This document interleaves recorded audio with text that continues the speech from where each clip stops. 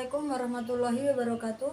Perkenalkan, nama saya Lailatul Rohana, NIM 22401104. Di sini saya akan menjelaskan tentang metodologi studi Islam mulai bab 1 sampai 6. Untuk bab pertama yaitu pengantar metodologi studi Islam. Poin A. Pengertian metodologi, paradigma, dan pendekatan. Metodologi adalah ilmu yang mempelajari tentang metode-metode yang digunakan dalam suatu penelitian atau kajian. Sedangkan paradigma adalah suatu kerangka berpikir atau pandangan dunia yang digunakan oleh suatu komunitas ilmiah dalam memandang dan memecahkan masalah. Serta pendekatan, yaitu serangkaian pendapat atau asumsi tentang hakikat studi Islam dan pengajaran agama Islam. Poin B. Arti dan lingkup studi Islam. Studi Islam adalah kajian tentang agama Islam yang meliputi berbagai aspek seperti akidah, syariah, akhlak, sejarah, dan budaya Islam. Lingkup studi Islam mencakup pemahaman tentang ajaran Islam, sejarah perkembangan Islam, dan penerapannya dalam kehidupan sehari-hari. Poin C. Urgensi mempelajari metodologi studi Islam, yaitu agar memahami cara-cara yang tepat dalam melakukan kajian tentang agama Islam.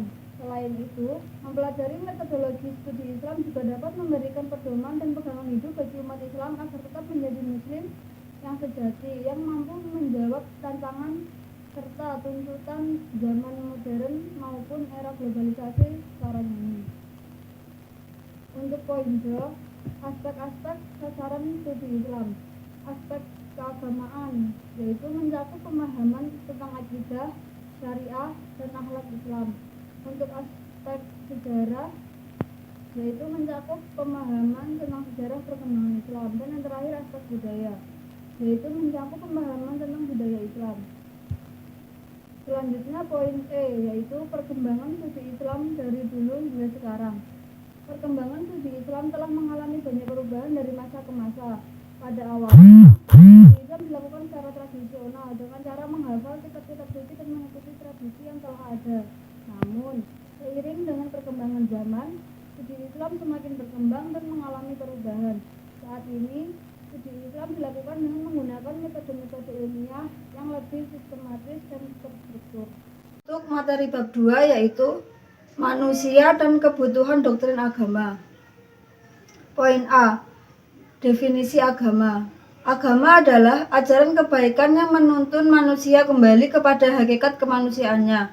Agama merupakan sebuah kepercayaan dan keyakinan yang universal dalam arti bahwa semua masyarakat mempunyai cara berpikir dan pola-pola perilaku yang memenuhi untuk disebut agama, yang terdiri dari tipe-tipe simbol, citra, kepercayaan, dan nilai-nilai spesifik dengan nama makhluk manusia menginterpretasikan eksistensi dirinya dan alam semesta. Poin B. Agama dan perkembangannya. Agama telah tumbuh dan berkembang sejalan dengan perkembangan akal dan pikiran serta budidaya manusia. Agama memiliki peranan penting dalam hidup dan kehidupan manusia, baik secara pribadi maupun kelompok. Agama juga merupakan institusi masyarakat dalam bidang kepercayaan dan keyakinan. Poin selanjutnya yaitu kebutuhan manusia terhadap agama. Manusia mempunyai kebutuhan dalam kehidupan, baik itu kebutuhan jasmani maupun rohani. Kebutuhan manusia terhadap agama didasari oleh beberapa faktor dominan, yaitu faktor fitrah, kekurangan dan kelemahan manusia, dan faktor tantangan yang dihadapinya. Poin selanjutnya, fungsi agama dalam kehidupan. Agama sangat berguna dan mempunyai fungsi yang penting dalam kehidupan manusia, yaitu agama merupakan unsur mutlak dalam pembinaan karakter pribadi dan membangun kehidupan sosial yang rukun dan damai. Agama juga memberikan jaminan keselamatan di dunia dan akhirat. Agama berperan menjadi pegangan dan pedoman hidup bagi umatnya, sekaligus menjadi tolak ukur yang mengatur tingkah laku penganutnya dalam kehidupan sehari-hari. Poin selanjutnya yaitu rasa ingin tahu manusia. Manusia merasa berhak untuk mengetahui siapa yang menciptakannya dan apa yang mesti ia lakukan di dunia dan akhirat. Agama memberi pandangan dunia kepada manusia dan menjawab berbagai pertanyaan yang tidak mampu dijawab oleh manusia. Oleh karena itu, studi terhadap agama adalah hal yang signifikan. Baik, untuk materi yang ketiga yaitu Islam dan studi agama. Pengertian Islam. Islam berasal dari bahasa Arab yaitu kata salima dan aslama. Salima mengandung arti selamat, tunduk, dan berserah, sedangkan aslama juga mengandung arti kepada Tuhan, ketundukan, dan berserah. Yang disebut dengan muslim adalah orang yang tunduk, patuh, dan berserah diri sepenuhnya kepada ajaran Islam dan akan selamat dunia dan akhirat. Islam secara harfiah berarti selamat dan sentosa serta damai. Dari kata salima diubah bentuk menjadi bentuk aslama yang artinya berserah diri. Berpijak pada arti tersebut, maka kajian Islam mengarah pada 3 hal. Yang pertama, Islam yang mengarah pada ketundukan atau berserah diri kepada Tuhan, satu-satunya sumber otoritas yang serba mutlak.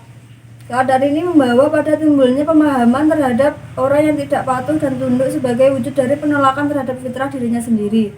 Yang kedua, Islam dapat dimaknai suatu pengarahan kepada keselamatan dunia dan akhirat karena ajaran Islam pada hakikatnya membina dan membimbing manusia untuk berbuat kebajikan dan menjauhi semua larangan dalam kehidupan dunia maupun kehidupan akhirat.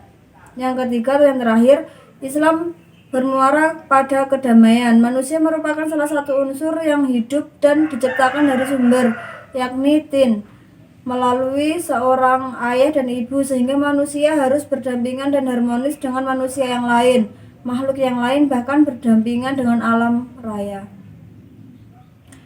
Poin selanjutnya yaitu universalisme Islam. Universalisme Islam memiliki konsekuensi terhadap budaya partikular yang ada di sekitar.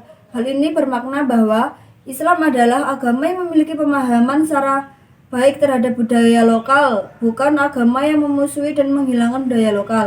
Upaya ini kemudian diformulasikan secara baik oleh Abdurrahman Wahid dalam istilah yang unik, yaitu pribumisasi Islam. Pemikiran tentang universalisme Islam ini penting dipahami secara baik karena dapat menjadi dasar untuk memahami perbedaan yang ada. Perbedaan merupakan realitas yang tidak mungkin untuk dihindari. Setiap yang bijak adalah bagaimana memahami perbedaan sebagai bagian tidak terpisahkan dari kehidupan. Selanjutnya, dimensi baru kedatangan Islam.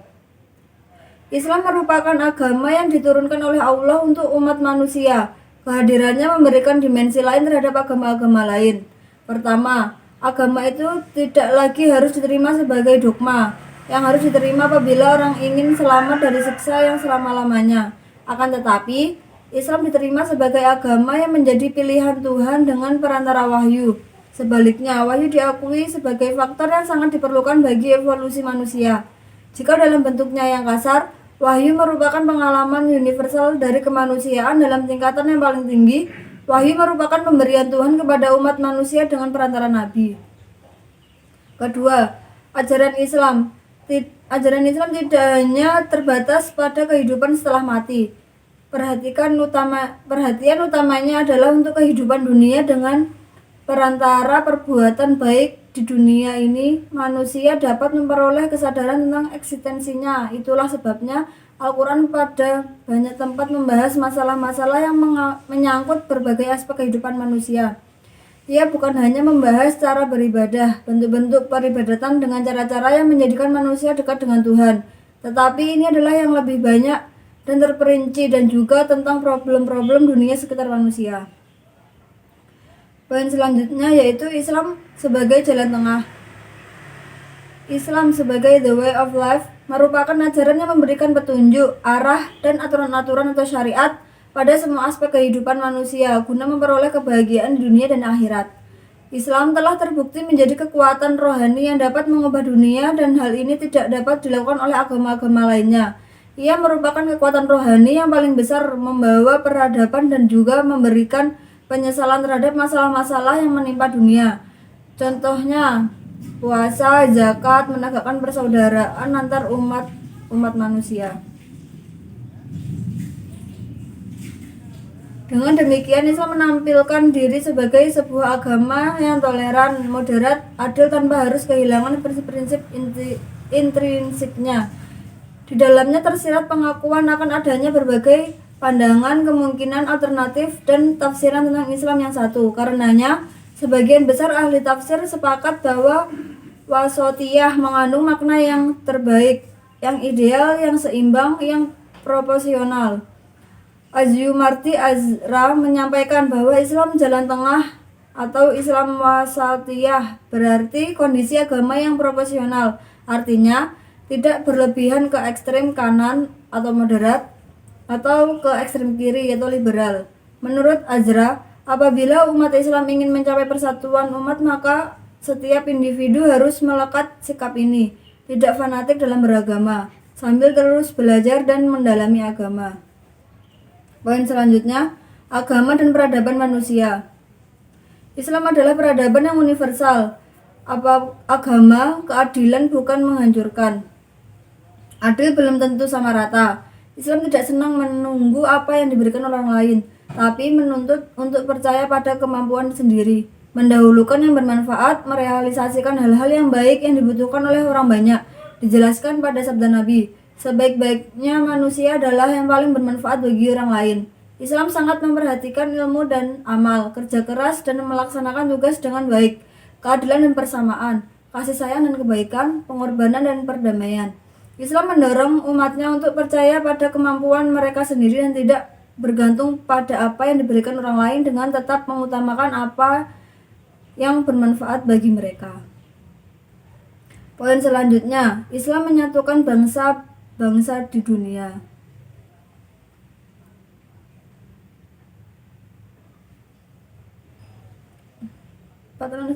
Yang terakhir yaitu Islam menyatukan bangsa-bangsa dunia.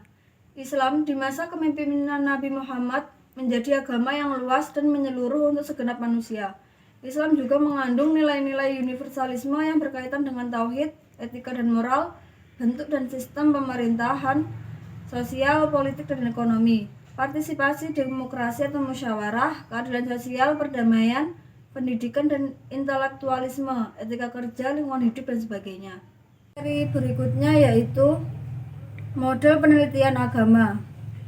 Studi agama juga dikenal sebagai studi agama, adalah bidang akademik yang ditunjukkan untuk penelitian keyakinan, perilaku, dan institusi agama. Ada beberapa metodologi yang digunakan dalam studi agama, antara lain filsafat agama atau fenomenologi. Metodologi ini berupaya mengungkap esensi agama melalui penyelidikan yang bebas dari pengaruh nilai-nilai dan prasangka ilmiah atau tradisional yang menyimpang. Ini menekankan perspektif sistematis, berbasis sejarah dan lintas budaya. Yang B, kajian komunitas keagamaan atau fungsionalisme. Metodologi ini berfokus pada kajian komunitas keagamaan, struktur, dan fungsinya. Hal ini bertujuan untuk memahami bagaimana agama beroperasi dalam masyarakat dan bagaimana hal itu mempengaruhi individu dan kelompok. Poin yang ketiga atau yang C, kajian segala aspek keyakinan, praktik, dan pengalaman pengikut agama tertentu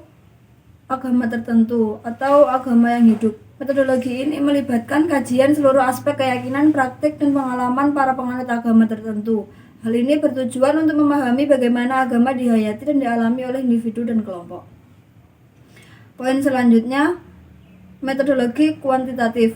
Metodologi ini melibatkan penggunaan survei, jejak pendapat, analisis demografi, dan sensus untuk mengumpulkan data kuantitatif tentang keyakinan, perilaku, dan institusi agama.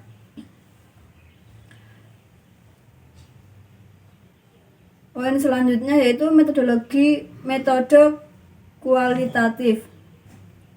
Yaitu metodologi ini melibatkan penggunaan wawancara, observasi partisipan, dan analisis bahan arsip, sejarah, dan dokumenter untuk mengumpulkan data kualitatif tentang keyakinan, perilaku, dan institusi keagamaan. Poin selanjutnya yaitu penelitian metode campuran, yaitu metodologi ini melibatkan penggunaan kreatif berbagai metode penelitian, termasuk pendekatan kuantitatif dan kualitatif. Ada beberapa model desain penelitian yang dapat digunakan dalam kajian agama, antara lain kerja lapangan, wawancara, observasi partisipan, dan pencatatan. Pilihan metodologi dan desain penelitian bergantung pada pertanyaan penelitian, sumber daya yang tersedia, dan tujuan peneliti. Materi selanjutnya yaitu Islam sebagai sumber ajaran. A. Otentitas ajaran Islam merujuk pada esensi dan karakteristik inti yang membedakan Islam dari agama-agama lain. Ini mencakup keyakinan tentang satu Tuhan atau Allah, kenabian atau rasul-rasul seperti Nabi Muhammad, kitab suci seperti Al-Quran, dan praktek-praktek keagamaan yang ditentukan dalam Islam. Poin selanjutnya, karakteristik ajaran Islam. Karakteristik ajaran Islam mencakup konsep-konsep seperti tauhid atau kepercayaan kepada Allah yang Maha Esa, risalah atau kepercayaan kepada para rasul, akhirat atau kehidupan setelah kematian, dan hukum syariah, yaitu aturan-aturan dalam Islam. Poin selanjutnya yaitu dimensi ajaran agama Islam. Ajaran Islam memiliki beberapa dimensi seperti dimensi iman atau keyakinan, dimensi ibadah atau praktik-praktek keagamaan, dimensi akhlak yaitu etika dan moral, dimensi sosial yaitu hubungan sosial, dan dimensi politik yaitu sistem pemerintahan dalam Islam. Poin selanjutnya yaitu memahami ajaran Islam dalam struktur iman, Islam dan ihsan. Dalam Islam terdapat konsep iman yaitu kepercayaan, Islam yaitu pengamalan ajaran Islam, dan ihsan yang artinya kesempurnaan dalam ibadah. Ini sering dikenal sebagai 3 prinsip utama dalam Islam. Iman berkaitan dengan keyakinan, Islam berkaitan dengan tindakan dan ibadah, serta ihsan berkaitan dengan beribadah dengan kesadaran bahwa Allah selalu mengawasi. Poin selanjutnya yaitu munculnya aliran pemikiran Islam. Sejarah Islam telah melihat munculnya berbagai aliran pemikiran. Ini termasuk aliran Sunni, Syiah, Sufisme, Salafi, dan banyak lainnya. Munculnya aliran-aliran ini sering disebabkan oleh perbedaan interpretasi terhadap ajaran Islam, serta faktor-faktor sejarah dan politik. Setiap aliran memiliki pandangan dan penekanan yang berbeda dalam ajaran Islam. Materi yang selanjutnya yaitu sumber dan karakteristik ajaran Islam. Poin A. Sumber ajaran Islam atau yaitu primer dan sekunder. Primer yaitu Al-Quran dan Hadis, sedangkan sekunder ada ijma atau kesepakatan para ulama, qiyas atau analogi, dan ijtihad atau penafsiran. Poin selanjutnya, sifat dasar ajaran Islam. Yang pertama ada tauhid, yaitu keesaan Allah. Kedua ada risalah, kepercayaan terhadap para nabi dan rasul. Yang ketiga ada akhirat, yaitu kepercayaan terhadap hari kiamat dan kehidupan setelahnya. Selanjutnya ada adil, yaitu keadilan dalam segala aspek kehidupan, serta rahmatan lil alamin, yaitu rahmat bagi seluruh alam semesta. Poin selanjutnya yaitu karakter Islam antara ajaran normatif dan historis. Ajaran normatif adalah ajaran yang bersifat universal dan abadi, seperti tauhid, risalah, akhirat, adil, dan rahmatan lil alamin. Sedangkan ajaran historis adalah ajaran yang berkaitan dengan konteks sejarah dan budaya, seperti hukum-hukum fikih dan tafsir Al-Quran. Kedua ajaran ini saling melengkapi dan harus dipahami secara holistik. Selanjutnya yaitu moralitas Islam, ibadah, pendidikan, ilmu, dan sosial. Ibadah meliputi sholat, puasa, zakat, haji, dan jihad. Pendidikan yaitu penting untuk meningkatkan kualitas hidup dan memperoleh pengetahuan yang benar. Ilmu penting untuk memahami ajaran Islam dan mengembangkan keilmuan. Yang terakhir ada sosial, meliputi etika, moralitas, dan hubungan sosial yang baik dengan sesama manusia. Poin berikutnya yaitu Islam dan wacana pembaharuan. Wacana pembaharuan dalam Islam adalah upaya untuk mengembangkan ajaran Islam agar tetap relevan dengan perkembangan zaman. Pembaharuan ini dilakukan dengan cara menafsirkan ajaran Islam secara kontekstual dan holistik, serta mengembangkan pemikiran-pemikiran baru yang sesuai dengan nilai-nilai Islam Pembaharuan dalam Islam juga harus dilakukan dengan tetap memperhatikan ajaran normatif dan historis Islam. Sekian pemaparan materi dari saya, kurang lebihnya mohon maaf. Wassalamualaikum warahmatullahi wabarakatuh.